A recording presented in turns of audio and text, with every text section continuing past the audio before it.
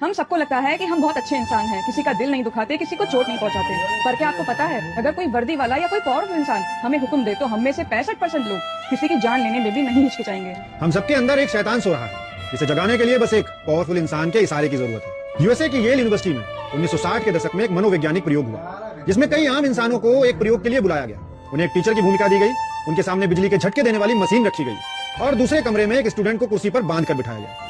Teacher को student से सवाल पूछने थे और हर गलत जवाब पर बिजली का झटका देना था। जितने गलत जवाब उतने हाई वोल्टेज का झटका। पहली गलती पर 75 वाट का झटका दिया गया, दूसरी गलती पर 150 वाट का। स्टूडेंट चिल्लाने लगा, मुझे छोड़ दो, मुझे इस खेल में भाग ही नहीं लेना।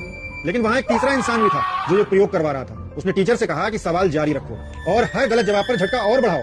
तुम्हें ये करते रहना है, रुकना नहीं है। सवाल जारी रहे और झटके बढ़ते गए और फिर सामने वाले कमरे से चीखें आना बंद हो गई। बिल्कुल सन्नाटा, मानो वहां कोई बचा ही ना हो। टीचर कांपने लगा। वो बार बार उस तीसरे शख्स की तरफ देखता, पर वो शख्स पत्थर की तरह खड़ा था। बस इतना कहता कि करते रहो, ये जरूरी है। और पता है उसने इस प्रयोग से क्या सीखा?